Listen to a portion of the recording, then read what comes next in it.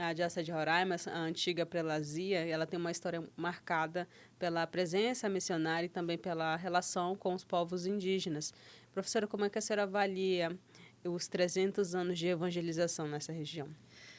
Então, parece que um ponto assim muito marcante na igreja de Roraima é a vinda de missionários e missionárias.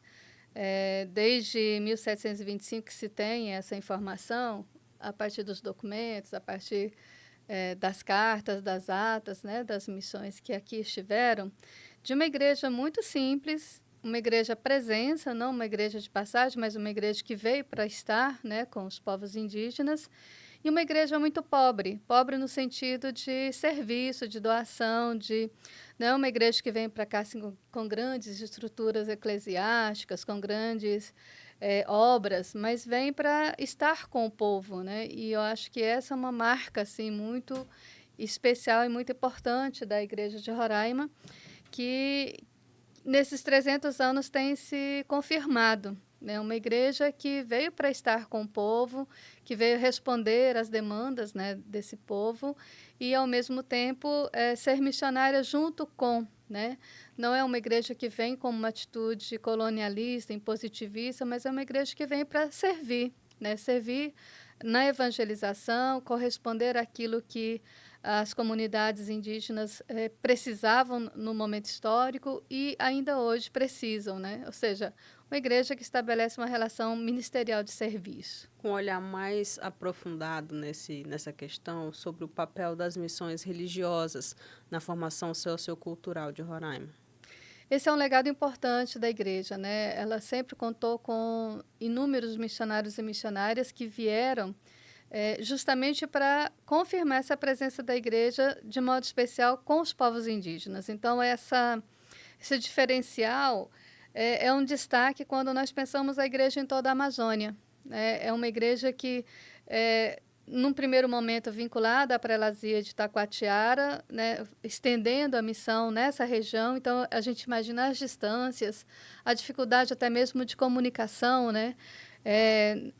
Até início do século passado, tudo era feito apenas por navegação, não tinha outra forma de chegar, né, nessa região. E os missionários vinham com essa missão, né, de estarem vinculados ao Amazonas ainda, né, antes do território, antes de toda essa estrutura do Estado, esse aparato do Estado, e a igreja já era uma presença nessa região. Então, acho que antes de se configurar mesmo, né, todas as estruturas de Estado, a igreja já estava. Então, isso vai ser uma questão muito importante, porque vai ser uma igreja que vai ser marcada muito profundamente pela presença missionária. De modo especial, aqueles e aquelas que deixaram tudo, vinham de outro continente, de outro país, né, muito distante, e passavam meses, anos das suas vidas aqui dedicado aos povos indígenas. Foram eles e elas que responderam às demandas por educação, por saúde, a formação, o acompanhamento, né, os valores cristãos. E, ao mesmo tempo, a gente vai percebendo e reconhecendo uma igreja que estabelece relações interculturais, trocas, que ainda hoje permanecem, né, em muitas realidades indígenas. Professora, eu só vou fazer uma pergunta. A senhora continua como assessora da Repam? Continua, né? E lembrando, né, mais uma vez, que em 2019, se não me falha a memória, a senhora foi perita no Sínodo da Amazônia, né? Convocada pelo Papa Francisco em memória. Mas como a Igreja Católica ela tem trabalhado com as questões da evangelização dos direitos indígenas, nesse caso, né, da ecologia integral aqui em Roraima, um pouquinho mais específico, quais são os desafios da igreja em uma região de fronteira como a nossa, como o nosso estado, e é marcada, né, por questões de imigração e também conflitos territoriais? O Sínodo Especial para a Igreja da Amazônia, convocado pelo Papa Francisco e realizado, né, foi convocado em 2017, foi dado assim, o início dos trabalhos em 2018, início de 2018, e quando o Papa Francisco lança oficialmente a abertura do Sínodo em Porto Maldonado, em 9 de janeiro de 2018, ele diz assim, olha, esse sínodo é para nós como igreja, reaprendermos muitas coisas com os povos indígenas. E o ponto central do sínodo foi justamente uma igreja com rosto amazônico nessa perspectiva da ecologia integral, e durante todo o processo, tanto de preparação, de escuta, de levantamento, aquilo que nós fizemos, que o próprio Papa chamou de um grande diagnóstico da presença da igreja na Amazônia, foi muito marcado por esse aprendizado, por essas trocas de experiências, e realmente foi um momento em que a igreja parou para ouvir os povos indígenas.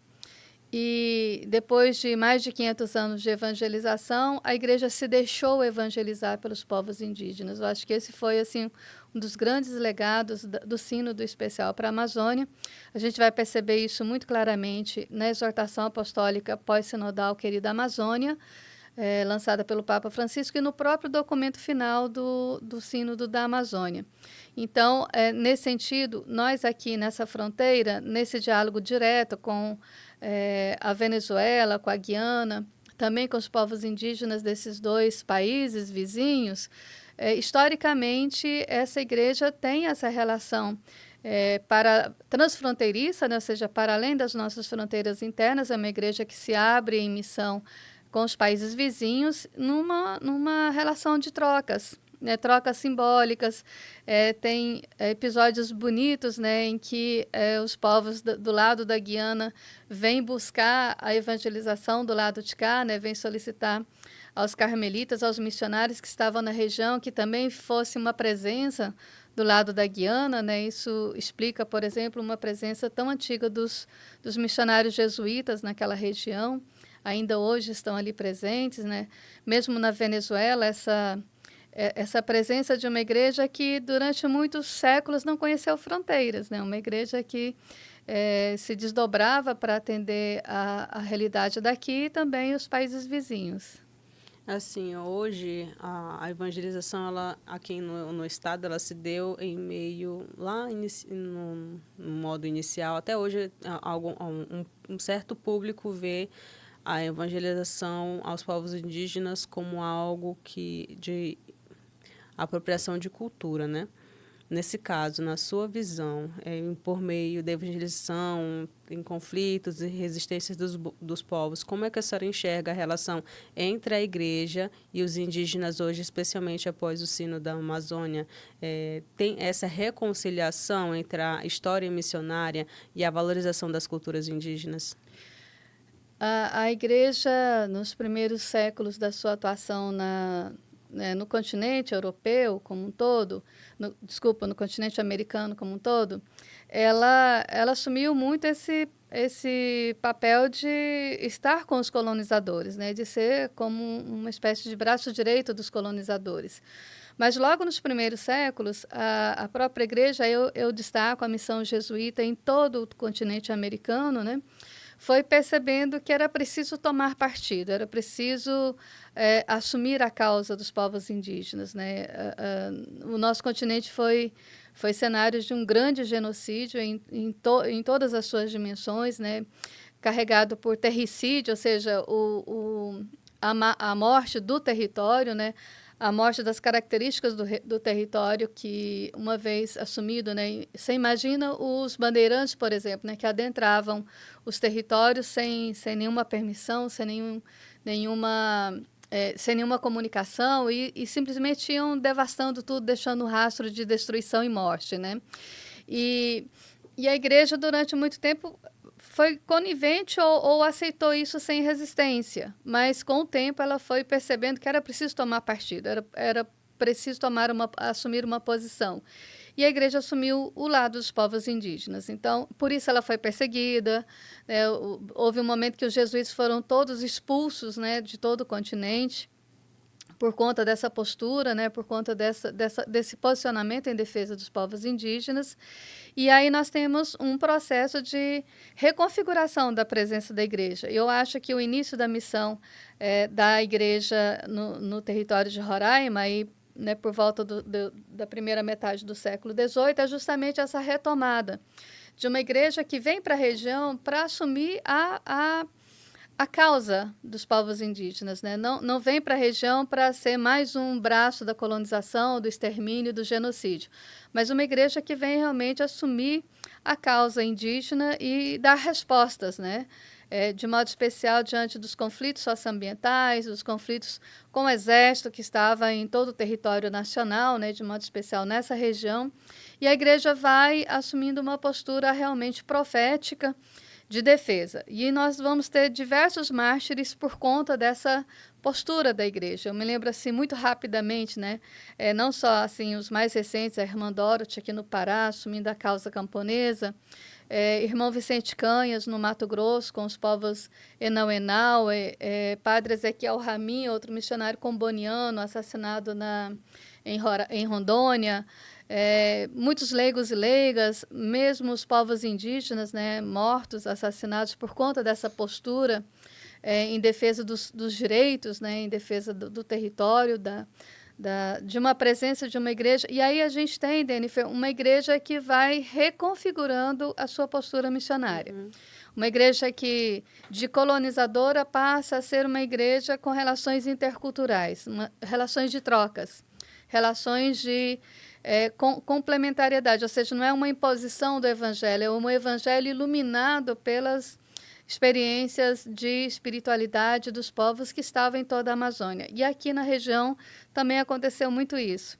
Eu fico muito feliz, estávamos juntos lá no seminário do Surumu, né, da região do Surumu, e muito, assim, uma experiência fantástica, assim, perceber como é que essa presença da igreja foi resultando em uma presença de evangelização totalmente enculturada, né? Totalmente a partir de trocas e não de imposições. Eu fiquei assim, muito emocionada no seminário do Jubileu dos Povos Indígenas no Surumu, né? O dia que antecedeu a ordenação do Djavan, a alegria, né, que as crianças, os jovens, né, as comunidades que estavam ali reunidas para acolher quem chegava, expressando, né, na sua língua, na sua tradição, na sua cultura, elementos que atualizam o evangelho e localizam o evangelho nessa região, né? Ou seja, o que é acolhida? Nas duas experiências essa abertura, esse gesto de confraternidade, de amor, de carinho, né? E o evangelho tem uma postura muito firme com relação a isso. Eu era migrante, o que você fez comigo? Eu estava com fome, o que você fez comigo? Uhum. Eu estava preso, você me visitou e me ignorou, né? E ali naquela experiência você via que realmente a comunidade se abrindo numa alegria, numa disposição de acolhimento, de interação.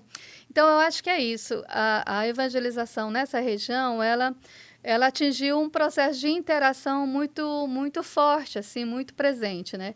E essa interação a gente chama na ciência, de modo especial na sociologia, de relações interculturais, que não é nem imposição do evangelho e nem a negligência, né, da presença missionária. Pelo contrário, é uma presença que estabelece trocas, trocas que fortalecem tanto a espiritualidade dos povos indígenas a partir das suas ancestralidades, das suas experiências étnicas e culturais, quanto também da própria igreja, que traz elementos romanos, elementos ocidentais, que são também reorientados e reconduzidos por essa experiência indígena. Não há como reproduzir uma prática pastoral colonizadora num espaço em que há trocas, num espaço em que há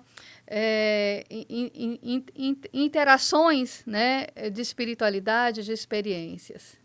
Sim, professora, passados esses 300 anos de evangelização, quais são os principais desafios, né, para a Diocese de Roraima diante de tantas mudanças sociais, mudanças políticas, ambientais e também na Amazônia? E assim, como o trabalho da REPAM e também da Caritas, nesse caso, né, tem contribuído para fortalecer as pastorais sociais da igreja aqui no estado? A Rede Eclesial Panamazônica, ela surge em 2014, né, com a intenção de justamente ser mais uma possibilidades de fortalecimento da presença da igreja em toda a região, e ela tem realizado isso. Acho que a condução do sínodo é a maior prova, né, desse comprometimento da Repam com a igreja na Amazônia.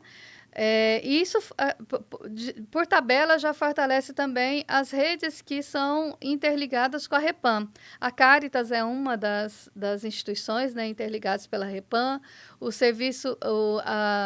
o Conselho Indigenista Missionário, a Comissão Pastoral da Terra, a CPT, né? Então, assim, são as instituições eclesiais que vão sendo fortalecidas a partir também dessa articulação da Repam. O objetivo da Repam é formar redes, ou seja, é estabelecer essa interconexão entre todas as instituições que atuam na região, né? Então, nesse sentido, celebrar esses 300 anos de evangelização da Igreja de Roraima é justamente reconhecer uma igreja muito dinâmica, muito ativa, e eu gosto quando o Dom Evaristo sempre coloca, né? Olha, nós temos um pouquinho mais de comunidades indígenas do que comunidades não indígenas, ou seja, a riqueza dessa igreja, né, onde mais da metade da sua presença evangelizadora é formada de povos indígenas. Daí o desafio, Jennifer, da gente estabelecer realmente uma presença de uma igreja que cuida dessas comunidades, que fortalece essas comunidades, porque nós estamos num processo de pentecostalização muito forte em toda a Amazônia, né? Então, se a gente descuida, se a gente não é presença, se a gente não está realmente acompanhando os processos, a gente vai perdendo espaço. Porque os irmãos das outras igrejas estão muito atentos, né, a ocupar qualquer brecha que a gente vai deixando.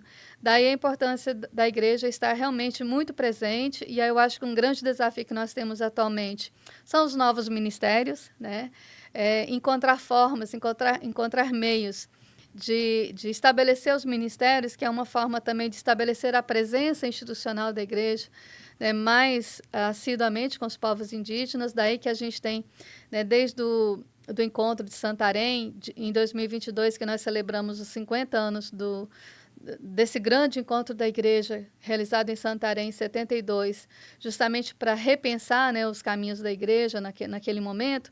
50 anos depois a gente retoma e diz, olha, as questões mais políticas e econômicas, né, foram assumidas de acordo com a presença das instituições na região, mas a questão da igreja ainda é um grande desafio. Nós precisamos repensar os ministérios, e daí vem uma questão que a gente vem conversando muito desde o Sínodo Especial para a Amazônia, que é repensar o lugar das mulheres, o protagonismo das mulheres, né? A maioria das lideranças das comunidades indígenas são mulheres. E aí a gente já tem, né, a dona Ernestina como a primeira catequista, né, ordenada na região, com o ministério ordenado na região, né, mas a gente precisa de mais.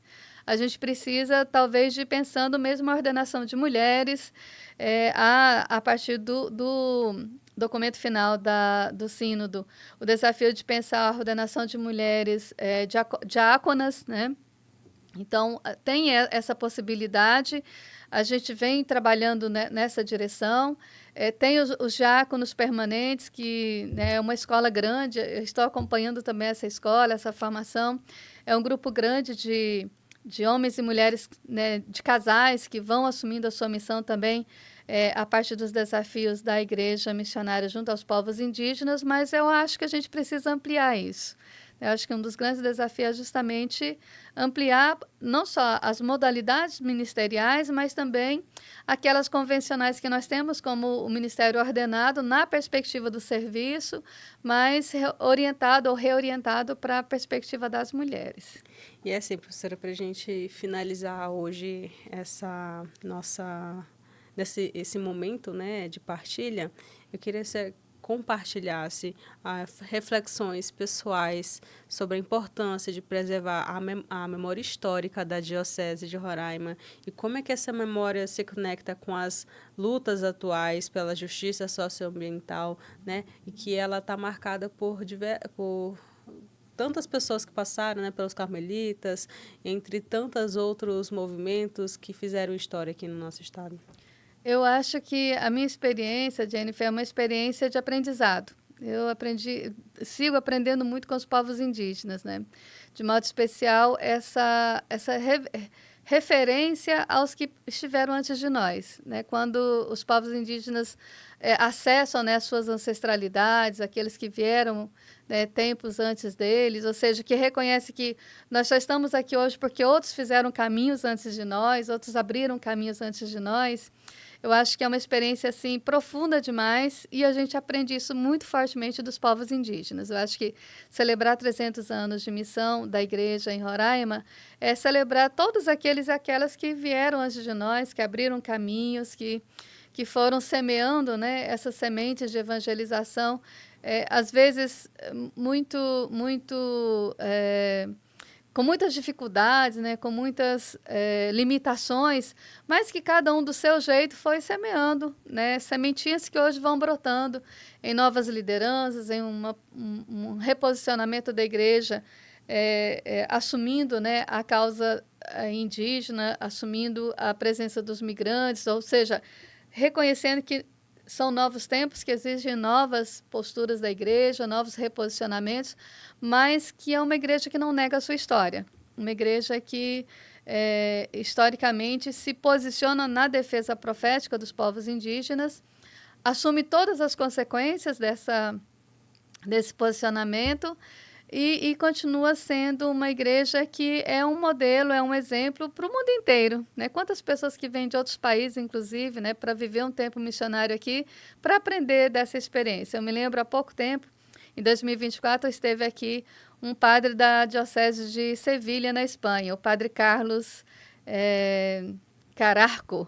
E Padre Carlos dizia, assim, extasiado, dizia, meu Deus, como é que pode uma igreja tão simples e tão profunda que a gente não tem na Espanha? Lá a gente tem uma igreja muito presa às estruturas, muito presa às obras, e aqui a gente tem uma igreja pobre e servidora, mas ao mesmo tempo uma igreja alegre, simples, não é uma igreja pesada, não é uma igreja, né, que carrega nas costas assim, o peso de uma história, mas é uma igreja que carrega nas costas ou traz nas mãos os frutos de uma história. Né? E é justamente nessa perspectiva, uma história em que a igreja assumiu uma presença muito leve, muito dinâmica e muito alegre, né, com os povos indígenas, e dessa experiência surge uma igreja que assume todas as causas, os camponeses, os ribeirinhos no sul do estado, os migrantes que agora estão chegando em nível mais internacional, mas essa região toda, esse território todo é um território de migrações.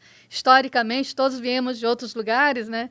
São poucos os que nasceram nessa região. Talvez a gente esteja agora, né, cultivando a terceira e quarta geração de imigrantes internos, né, os maranhenses, os paraenses, os que vieram de outros estados também, nessa perspectiva de construir essa igreja na região.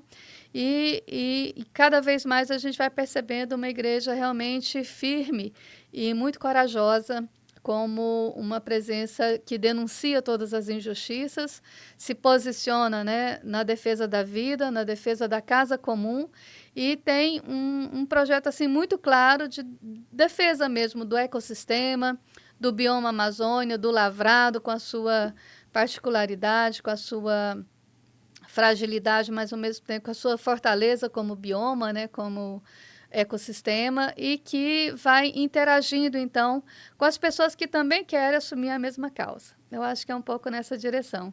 Que venham muitos outros 300 anos, né, para a gente celebrar essa alegria, e quem sabe as nossas futuras gerações vão olhar para esse momento com grande orgulho, né, por termos passado tantas dificuldades, tantos desafios e nos mantido firmes na fé.